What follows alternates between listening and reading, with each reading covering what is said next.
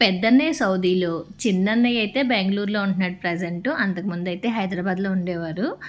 ప్రతి సంవత్సరం నాకైతే రాఖీ కట్టడం కుదిరేది కాదు. కానీ గిఫ్ట్‌లు మాత్రం నాకొచ్చేసాయనమాట. అలాగే ఈ సంవత్సరం కూడా చిన్నన్నయ్య వాళ్ళైతే బెంగుళూరు నుంచి శారీ కొరియర్ చేసి పంపించేశారు. పెద్దన్నయ్య వాళ్ళ తరపున గిఫ్ట్ అయితే పెద్దొదిన మా వారికి రాఖీ కట్టడానికి వస్తుంది ఎవ్రీ ఇయర్.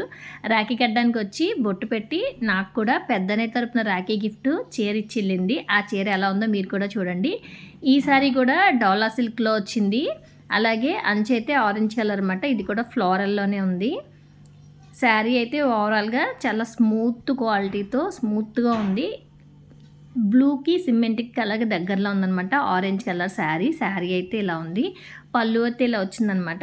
దీనికి బ్లౌజ్ కూడా ఆరెంజ్ కలర్‌లోనే ఉంది. పెద్దన్నయ్య తరపున వచ్చిన రాఖీ గిఫ్ట్ శారీ ఎలా ఉందో కామెంట్ చేయండి. Like, share and subscribe also. Thank you for watching.